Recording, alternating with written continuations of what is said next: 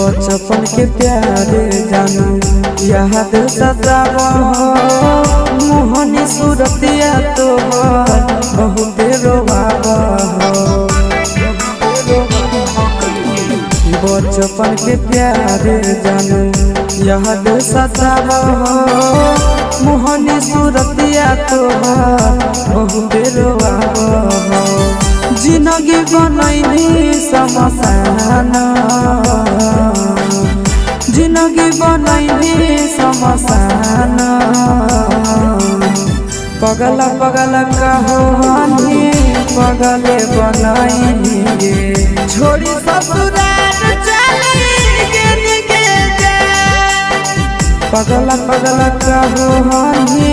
पगले बनैनी छोड़ी ससुराल।